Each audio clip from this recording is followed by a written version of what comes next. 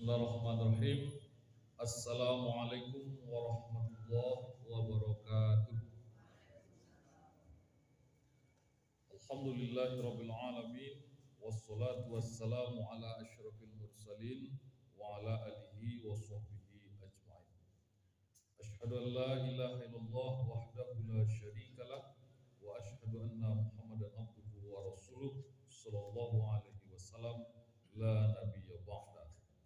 A'udzu bikalimatillahi tammati min syarri ma khalaq.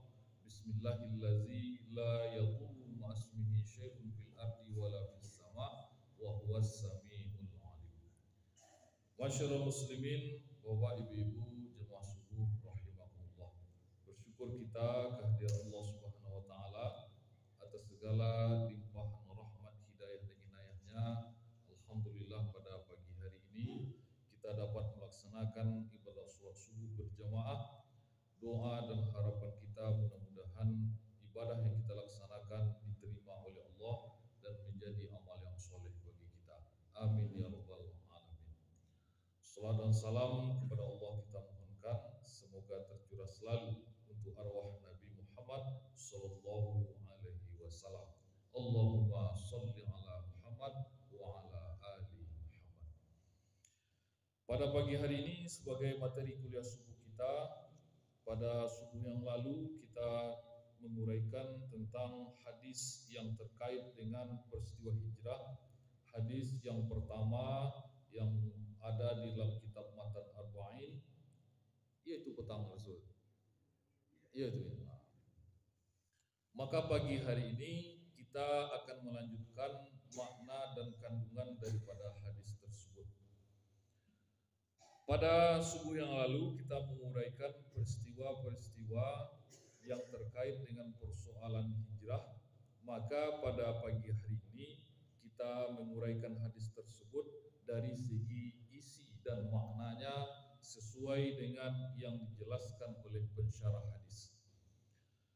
Bismillahirrahmanirrahim. Hadis itu telah kita bacakan pada subuh yang lalu, yaitu hadis dari Umar bin Khattab yang diriwayatkan oleh Imam Bukhari dan Muslim dan periwayat-periwayat hadis yang lain. Sehingga sering kita lihat di dalam buku-buku yang mengutip hadis ini ditulis dengan rawahul jamaah.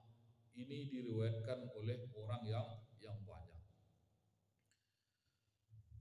Ada 4 kalimat di dalam hadis ini, maka dari 4 kalimat itu dia mempunyai makna yang dalam. Jadi kenapa hadis ini ditaruh oleh Imam Al-Bukhari di dalam kitab sahihnya sebagai hadis yang pertama dan juga oleh Imam An-Nawawi dalam kitab Matan Arba'in, karena hadis ini tonggak dari segala seluruh aktivitas kita di atas dunia ini. Dari sanalah beranjak semuanya. Pertama dimulai daripada innamal a'malu binniyat. Kalau dari segi gramatika bahasanya, ini susunannya adalah mubtada khabar atau jumlahnya namanya jumlah ismiyah. Anan jumlah ismiyah itu atau mubtada khabar itu kalau dalam bahasa Indonesia namanya adalah subjek dan predikat.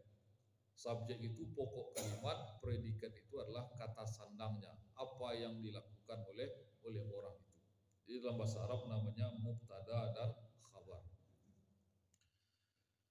Innama dari segi balaghah itu memfaedahkan hanya saja, artinya membatasi, lil hasor, membatasi. Jadi hanya saja innamal a'malu itu jamak daripada amal. Jadi artinya seluruh amal. Bin niat tergantung dia dengan niat. Wa innama likulli imri'in ma nawa. Dan segala sesuatunya itu hanya saja dia tergantung kepada apa niat atau motivasi orang itu. Bapak Ibu yang dimuliakan Allah, ada di antara ulama hadis yang mengatakan antara penggalan kalimat pertama dengan kalimat kedua itu maknanya sama saja. atau mungkin sekedar menguatkan. Wa innamal likulli imri'in ma nawa itu menguatkan dia kepada innamal a'malu binniyat. Jadi sekedar menguatkan saja atau disebut namanya taukid. Tetapi ada ulama hadis mengatakan antara kalimat pertama innamal a'malu binniyat dengan kalimat kedua wa innamal likulli imri'in ma nawa itu sebenarnya berbeda. Nah, itu sebenarnya berbeda. Di mana letak bedanya? Lena koncang nawa ngece. Lena, dia sedang elok. Kadang-kadang awak adu awak dan sedang elok cuman orang koncang atau orang. Lebih biaya. Innamal a'malu binniyat itu maknanya adalah amal apa yang kita kerjakan atau pilihan amal. Sementara wa innama likulli imri'in ma nawa itu maknanya untuk siapa pekerjaan itu kita laksanakan. Itu beda antara innamal a'malu binniyat dengan wa innamal likulli imri'in ma nawa.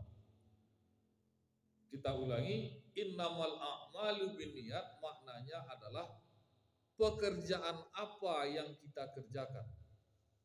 Wa innamal likulli imri'in ma nawa adalah untuk siapa pekerjaan itu kita lakukan.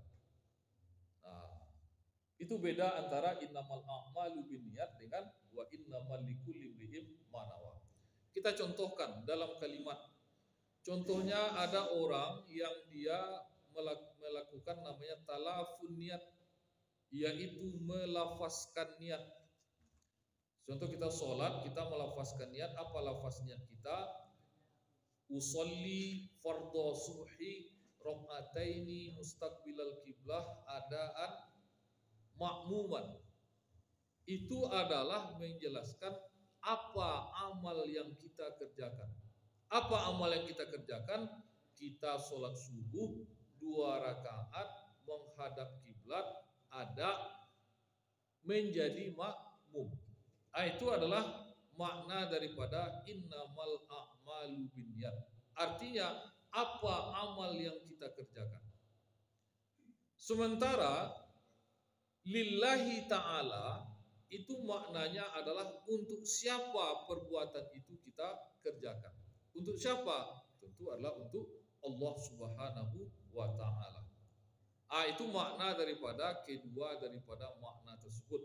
Innamal a'malu binniyat wa innamal likulli imri'in ma nawa. Apa perbuatan yang kita kerjakan dan untuk siapa perbuatan itu kita laksanakan.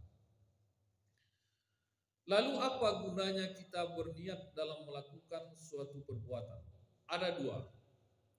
Yang pertama untuk membedakan antara amal dengan kebiasaan. Membedakan antara adat dengan ibadah. Membedakan antara kebiasaan dengan ibadah. Dalam satu perbuatan, itu bisa kita nilai itu sebagai suatu kebiasaan saja, atau kita dinilai itu sebagai ibadah. Apa contohnya? Seperti kita makan. Ketika kita makan, kenapa kita makan? Karena poru walita. Itu kebiasaan. Sebab ketika poru lita, ayam pun makan ketika poru lita. Sebab kalau poru kelimbun ayam lapon, inyo nak mau makan lagi. Kan ada orang menjomu, jadi leloti inyo mau si ayam, apupuh na lari kalian sedang liado. Kunda angkuna komuk dari kandang kalian pulang. Dimakanlah de ayam cako padi. Sehingga lapono kelimbunya. Pedian aja dari lapong di lasunga kan, dah mau ditogahan lasunga. Sesudah itu lapono kelimbun ayam cako. Inya putih-putih aja pek jomu tapi tidak ada dimakan. Wah. Jadi artinya kalau sekedar untuk mengisi perut yang lapar, ayam pun juga dia seperti itu. Berarti samalah perbuatan kita dengan ayam. Kambing pun juga makan karena perutnya lapar. Tetapi ketika ada orang yang berkata, kenapa kamu makan? Ada ayat yang mengatakan, kulu washrobu, makanlah kamu dan minumlah kamu. Berarti itu menjadi ibadah. Jadi niatnya itu, kenapa kamu makan? Kalau dari segi niatnya ibadah, Allah mengatakan dalam Al-Quran, kulu washrobu, makanlah kamu dan minumlah kamu. Berarti inilah jadi ibadah. Tapi kalau seandainya kenapa kamu makan? Ya baru lita. Itu sama dengan yang lain. Itu gunanya antara niat membedakan antara kebiasaan dengan ibadah. Boyok beroleh, ada sambar di situ, ayam bakar, ikan bakar, dendeng, ada goreng maco, tempe, ada dan sebagainya. Kita pilih mana kalau mahal. Baru pilih mana mahal. Kenapa kita memilih yang enak? Itu yang ketujuh doa selera awak. Tetapi kalau kita dasarkan kulu washrabu hani'a, makanlah dan minumlah yang enak-enak. Berarti nak menyuruh, nak memilih yang enak-enak itu adalah Allah Subhanahu wa ta'ala. Jadi dalam agama, makanan selera itu tidak dianjurkan. Sebab ada orang lalotihnya bau sao tapi selera ditantannya. Banyak nawak tinggal, awak merosai, sudah itu ahli waris awak nak buih. Awak lalotih mencari, tapi awak tantan jo. Tan selera. Itu nama kalau bahasa awak ceki balopi. Hari hujan tudung bakopi. Awak tak susah kereta bairi. Tiko makan sambal bapali. Awak lalotih mencari, tapi selera batantan. Yang tidak boleh itu adalah tabzir dan israf. Mubazir dan berlebihan. Tapi memakan yang enak-enak itu boleh. Bahkan dianjurkan dalam agama kita makan yang enak-enak. Apa tujuannya? Untuk mensyukuri nikmat Allah Subhanahu wa ta'ala. Tentu nan enak-enak itu tergantung dulu kondisi ketika rayoji. Lomak ketika itu dialah lauk yang mana sebanyak-banyak. Lomak ketika itu obu tolu buat samba karambi macam obu dan roti. Panggang ikan bagu. Itu lomak ketika itu. Dak lauk jakon lomak. Tapi ketika tengah-tengah tahun, ayo lauk lomak. Lauk lomak. Jadi itu motivasi kita untuk makan itu membedakan antara ibadah dengan tidak ibadah adalah dengan niat. Apa motivasi kita makan? Adalah untuk dalam rangka melaksanakan tuntunan Allah, yaitu kulu washrobu, makanlah dan minumlah. Makan dan minum yang enak-enak. Jadi ketika kita masih selera lain makan yang enak. Jangan nanti ketika selera lah patah, takuna nak lomak-lomak. Nak menjadi ketika itu. Cuma kan anehnya kan itu, ketika awak sehat-sehat, tak ada orang bahasa awak. Tapi ketika sakit, sadonya orang menawarkan awak. Anak lomak, anak taragak, ikan panggang, ayam panggang, boleh mentia. Selera patah. Apapun yang diagi orang kawak keluar ke satunya boleh. Nah, Bapak Ibu yang dimuliakan Allah. Itu yang pertama, gunanya niat itu membedakan antara ibadah dengan kebiasaan atau adat.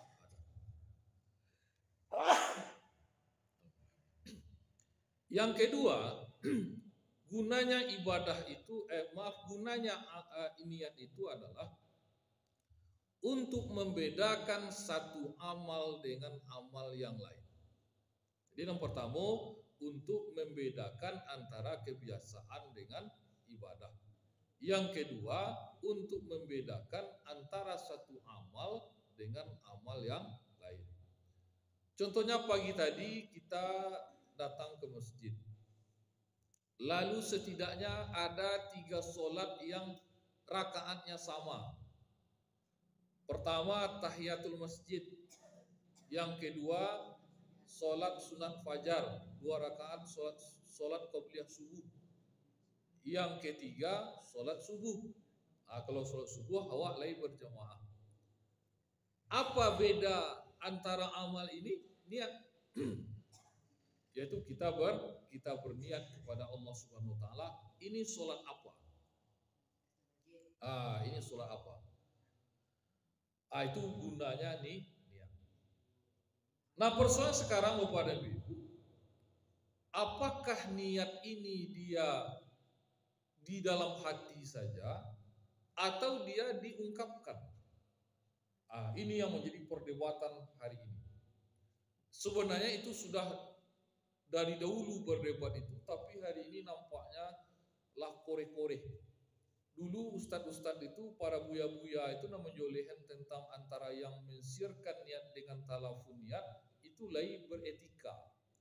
Tapi kini nampaklah saling serang menyerang. Kau tengok di video-video di YouTube, itu sangat naniko masuk niku ke neraka, naniko mengecek niat segala macam. Padahal sebenarnya itu adalah persoalan pemahaman. Kalau diputuh menandak keputuh dawan. Yang pertama, para ulama mazhab sepakat, niat itu letaknya dalam hati. Niat itu letaknya dalam hati. Dalam hati letaknya. Jadi cuman kadang-kadang hati ini dia suka tidak lurus, bolak-balik. Atas asal hati itu kan qalbu, atas asal kata qaluba, yaitu sesuatu yang suka bolak-balik. Cakowa sonang nati ya nengok dia. Sudah itulah dalam beralamus itu songawa nengok inyonya. Songare nengok inyonya kan begitu. Sebentar cako sonang nati, tapi sesudah itu songa nengok inyo. Hati itu suka berbolak-balik. Contoh kita malam tadi, insyaallah kalau jago pagi besok yang pertama awak solat tahajud. Sesudah itu awak berangkat ke masjid. Itulah niat itu. Lapor niat awak dalam hati. Qasdu syai' ala syai', menyengaja sesuatu atas sesuatu. Kalau nak angan-angan, itu mungkin masih sulit untuk secara kenyataan itu sulit awak lakukan, tetapi kita ingin. Kita ingin. Lamuna ujiya ca wa ambil uji furoda lagi. Dan biayanya 300 juta. Abiti mama itu namanya adalah angan-angan. Angan-angan apakah dia mustahil terwujud? Bisa jadi. Tetapi secara logika kenyataan itu jauh daripada kenyataan. Tapi kalau niat itu insya Allah, kalau seandainya tidak ada halangan dari Allah, kita laksanakan. Contoh tiba-tiba jago pagi lah putih aja bilik awak. Itu mungkin itulah di luar kuasa awak. Pas jago tu lah putih sadonya. Wajak ke. Kira ponyang kira naik tensi kira pagi. Tahu ada naik tahu tak warasian bocokak lah malam masih naik tensi. Lalu semuanya telah kita siapkan. Tolokong walotam siko, kensarong siko, sulap pun di muka rumah walotam peiko supaya payah pula. Pagi itu kan banyak ke dicari. Situ sedang pon yang mencari, tiba pon sakit. Ketobek lah dulu. Kok kain lah terkonak kan? Itu ketobek lah dulu. Orang lah kamat dia taruh ke musuh. Jadi ketika kita sudah berniat seperti itulah jago awak. Pas lah tiba di muka pintu lah terkonak sadar, kira sulap cako. Anak pulang putus boleh. Dia taruh aja sulap cako, alam tercampak cik. Nanti tercampak kawah cik kena. Malah sulap cako bah. Itulah somat ya awak. Lah pakuh-pakuh tu gitu. Melompek pula kucing hitam muka awak ketika itu lalu lah terkojut pula awak. Maka niat kita yang tadi itulah blank. Niat awak lurus untuk bersolat subuh lah blank. Makanya untuk meluruskan itu kembali ditegaskan makna hati jago, ditegaskan dengan mulut. Itu telah kita laksanakan sebenarnya dalam kehidupan sehari-hari. Contohnya hari kini hari komik, boya ke komik. Tapi anak-anak muda kini ya nok behnya. Ibu-ibu pasti ketika belanja ke buku komik bertanya berapa lado gini. Mulai 1.000 sekilo, ambil 2 kilo. Ketika lama ambil 2 kilo, lanjut wak tanya harga lado 5 kilo, lalu wak ambil 2 kilo kan 30.000. Lah ditimbangnya dimasuk ke dalam plastik, awak ambil peti 50.000, lagi yang kena dibaliknya 20.000. Itu sebenarnya kita sudah redha, antara minkum sudah terwujud. Baru itu awak lah bertanya berapa lado, mulai 1.000 sekilo, ambil 2 kilo. Berarti kita sudah redha, antara minkum sudah terwujud. Kemudian lawak bayar peti 50.000, dibaliknya 20.000. Wak terima dan 20.000 jago. Lapas. Tetapi anan tetap dilakukan dan boleh dan jual. Itu sebenarnya ungkapan suka sama suka. Padahal caku suka sama suka itu dalam hati. Dalam hati. Tetapi kemudian supaya lurus, dan yang kedua supaya terjadi silaturahim, keciawa kenyo dan boleh dan jual. Itu merupakan ungkapan suka sama suka. Jadi bagi orang yang talafun niat, bagi orang yang mungkap niat, inyo ingin meluruskan hati cako nan lah belong-belong cako. Bahwa supaya tertuju inyo, maka diucapkannya dengan talafun niat. Maka dengan talafun niat itu timbullah ungkapan-ungkapan, ada usolli, ada nawaitu, seperti kita berwudu, nawaitul wudu'a li raf'il hadasi asghar lillahi ta'ala. Itu kan ungkapan-ungkapan namanya talafun niat. Tetapi kemudian ini dibantah oleh orang yang bersekukuh, dia mengatakan tidak boleh berniat dengan mulut tapi dengan hati. Apa katanya? Tidak ada dalam riwayat pernahkah Nabi dia berniat menggunakan mulut. Kan itu pertanyaan. Adakah hadis? Memang sampai kini memang tak ada yang bisa menemukan hadis yang mengatakan Nabi itu melafazkan niat. Tidak ada sampai kini.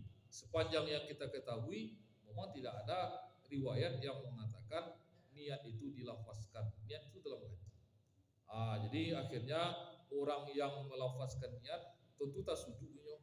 Ayo tak ada dah. Wakalai. Kalau tak ada, kalau dilaksanakan juga, ya kalau dalam terminologi ini tentu bid'ah. Itu.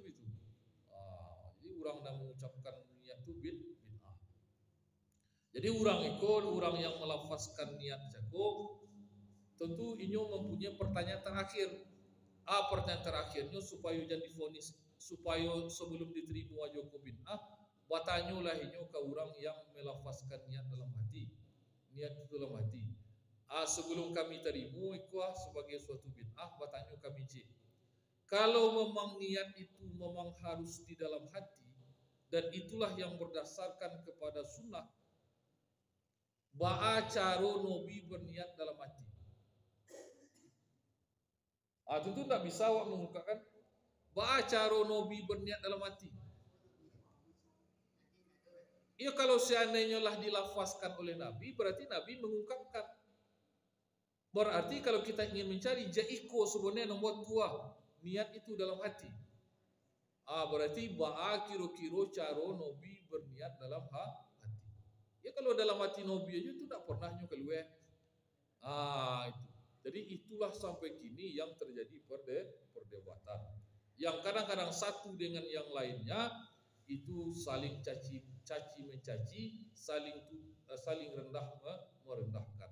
Padahal hakikatnya kita sama-sama berniat itu tidak lain tidak bukan wa ma umiru illa liya'budullaha mukhlishina lahuddina hunafa. Tidak lain tidak bukan dengan berniat itu membersihkan segala sesuatu yang kita lakukan, tidak lain tidak bukan itu adalah karena lillahi ta'ala, karena Allah semata. Maka untuk itu Bapak Ibu, perkara ini akan selesai nanti. Bila perkara itu akan selesai, ketika lah bersobuh awak Nabi nanti di hari akhirat. Maka bertanyalah ke Nabi, ya Rasulullah, kami di dunia dulu berdebat. Ada yang mengatakan niat itu dalam hati saja, ada yang mengatakan talafun niat. Lah sehingga kamilah berdebat. Mana nombor tua sebenarnya? Dijawablah di Nabi ketika itu. Tapi sayang harilah kiamat. Tak bisa lagi beramal sesudah itu. Ya harilah kiamat tentu tak bisa beramal lagi. Ketika itulah nanti selesainya persoalan ini. Maka ketika kita sudah memilih satu, awak ya dalam hati lah niat awak kan. Jadi itulah diajar di guru so. Setidak-tidaknya kita tidak menyalahkan orang yang talafun niat. Sebab mereka itu juga mempunyai alasan dan mempunyai dasar. Ataupun juga sebaliknya. Yang ketiga adalah ada di kalimat ketiga dan keempat, faman kanat hijratuhu ilallahi wa rasulih fa hijratuhu ilallahi wa rasulih. Apa kata Rasulullah? Siapa yang hijrahnya kepada Allah dan Rasulnya, maka hijrahnya adalah nilainya itu adalah hijrah kepada Allah dan Rasulnya.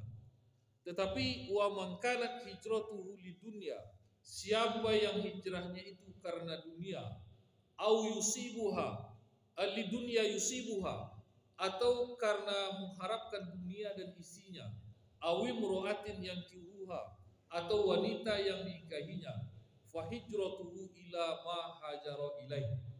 Apa beda kalimat ini? Bedanya ada. Wa man kanat hijratuhu ilallahi wa rasul, siapa yang hijrahnya karena Allah dan Rasul, dijawab fa hijratuhu ilallahi wa rasul. Tapi kalau orang yang hijrah karena mengharapkan dunia dan isinya atau wanita yang dinikahinya, fa hijratuhu ma hajara ilaih. Maknanya itulah nandape dinyonya. Bedanya itu orang yang melakukan sesuatu karena Allah dan Rasul, maka Allah dan Rasul akan membalasinya dengan balasan yang sangat besar. Disobung balik karena Allah dan karena Rasul, fa hijratuhu ilallahi wa rasul. Tapi orang yang hijrahnya melakukan suatu amal karena dunia dan isinya atau karena wanita yang akan dinikahinya, itulah nandape dinyonya. Itu bahasanya. Itulah nandape. Sehingga itu dapat dinyonya. Artinya orang yang melakukan itu lillahi ta'ala karena didasarkan mengikuti perintah Allah dan Rasul, maka dia mendapatkan kedudukan yang tinggi. Tapi kalau dia mengharapkan cuma jangka pendek, kenikmatan dunia ataupun juga pernak-pernik dunia, itu aja dapat dinyonya. Jadi dia rugi dengan alam yang akan kita lewati nanti di akhirat. Jadi sama dengan pepatah orang awak, ketika kita menanam padi, maka lalang akan tumbuh. Padi awak makan, lalang untuk banti yang bisa awak sabihan. Tapi kalau lalang nan awak tanam, padi indak dapat. Ada banti yang aja dapatnya, awak indak dapat. Jadi ketika kita menanam suatu kebaikan lillahi ta'ala, akhirat dunia tabau denyo. Tapi kalau kita melakukan karena dunia saja, maka akhirat menjadi lupa. Itulah yang paling berharga, yang hilang daripada apa yang kita lakukan. Orang yang melakukan suatu perbuatan karena dia mengharapkan pencitraan, maka ketika orang tidak meresponnya, ini patah hati. Tapi ketika ada orang yang ikhlas melakukan suatu amal, menyumbang, berinfak, tidak ada orang mengucapkan terima kasih, apa balasan yang diberikan oleh Allah? Jannatun Naim. Itulah kelompok abror. Apa kelompok abror itu? Ketika dia memberi, la nurikum jazak, kami tidak mengharapkan balasan, wala syukuro, dan kami tidak mengharapkan terima kasih. Maka keikhlasannya itu akan mencermin di wajahnya, sehingga orang-orang yang ikhlas itu akan tenang dia di dalam kehidupan. Tapi orang yang tidak ikhlas, maka para banyak guna punya magih, maka dia tidak akan nampak cahaya kebaikan dari wajahnya. Sanu itu yang natonang na hidup tu, inyo dalam hidup ikhlas. Nah ada inyo menuntut-nuntut, inyo ikhlas saja orangnya. Itu akan berbeda dari segi perform wajahnya daripada orang yang suka tunjuk luruh kelingking yang pakai. Inyo baragih, tapi sebenarnya ada keinginan yang lain di belakang itu. Itu orang itu tidak ikhlas, nampak aja di dalam kehidupan. Kalau sana itu inyo itu yuna ikhlas. Nadonya baru apa dia lagi lopeh juga sadu lillahi ta'ala. Itulah Bapak Ibu kandungan daripada hadis innamal a'malu binniyat. Makanya karena dia merupakan inti dari kita beramal, maka hadis ini diletakkan oleh Imam Bukhari dan Imam An-Nawawi di dalam bab pertama daripada kitabnya. Demikian, terima kasih, banyak maaf kalau ada kesalahan kekurangan. Kita tutup dengan subhanaka Allahumma rabbana wa bihamdika asyhadu an la ilaha illa anta astaghfiruka wa atubu ilaik. Wabillahi taufiq wal hidayah. Wassalamualaikum warahmatullahi wabarakatuh.